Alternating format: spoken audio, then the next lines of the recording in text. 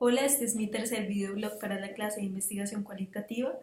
Voy a empezar pues comentando lo que sucede en clase y después quiero hablar un poco de un tema que me interesa personalmente. La clase se empezó leyendo las bitácoras de algunos de los compañeros de clase. Sobre la clase pasada, pues sobre los metamodelos, cada uno profundizó sobre algo que le había interesado de este tema. Vimos incluso algunos videoblogs, el mío, por ejemplo, lo vimos y me pareció muy interesante ese ejercicio de verse, pues, uno en un video frente a toda la clase, pues porque lo reta a uno de cierta manera a evaluarse cómo está hablando, qué posturas tiene, qué expresiones tiene frente a una cámara, entonces es muy interesante ese tema. Después de que vimos videoblogs y bitácoras, hicimos un test en el que simplemente el objetivo era evaluar a qué tipo de aprendizaje cada uno de nosotros pertenecíamos. Entonces estaba el aprendizaje visual, auditivo y el kinestésico. En mi caso particular, yo tuve el mismo puntaje en kinestésico y en visual. Me pegaban muchas de las cosas que decían en esos dos sentidos, entonces me pareció muy interesante. El profe también nos mostró que eso tiene que ver mucho también con diseño industrial, porque había una escuela en la cual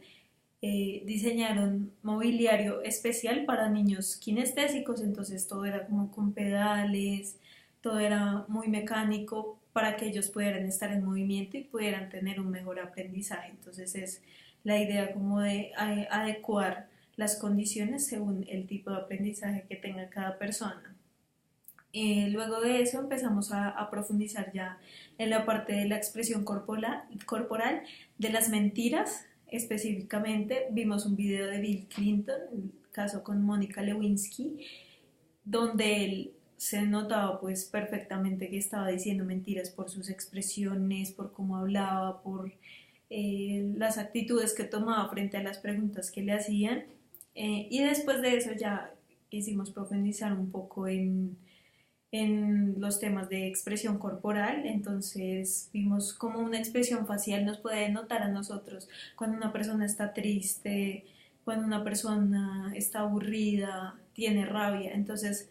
como que un pequeño gesto de nuestro rostro puede denotar muchísimas cosas que a veces ni siquiera nosotros notamos.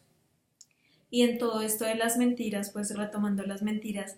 hay un tema que a mí me interesa particularmente y es el tema del polígrafo, que es un diseño de verdad que es sorprendente en la medida en que reconoce algo que está muy en nuestro interior y lo saca a la luz. Pero entonces, pues estaba leyendo que según esto, pues es algo muy científico porque pues lo que hace principalmente es tomarte el pulso, como la presión arterial, todo esto, pero en sí es algo más médico que algo que realmente te evalúe lo que estás pensando, lo que estás diciendo. Entonces, no ha tenido mucha, aunque pues se utiliza para procesos legales, para todo tipo de situaciones en las cuales necesitan saber si tú estás diciendo la verdad o no. No hay un punto en el que se diga que es totalmente preciso el resultado que se obtiene del polígrafo. Entonces, en ese aspecto, como que todavía está sujeto a cierta duda el resultado que se tenga en el polígrafo. Eh, digamos que este es un tema que también me interesa desde el diseño industrial, pues como tal, por los resultados que se presentan y el impacto que puede llegar a tener en diferentes sectores. Y pues teniendo en cuenta que esto es más fisiológico que neurológico, por decirlo así, no es como muy verídico, entonces me parece que todavía está muy en duda cómo podemos nosotros leerle la mente a la otra persona, como que por un objeto no se puede dar esta relación porque cada quien pues piensa diferente y las situaciones que suceden pues a nivel de nuestro interior como seres humanos es muy difícil todavía develarlas y digamos que esto sería como un proceso en el cual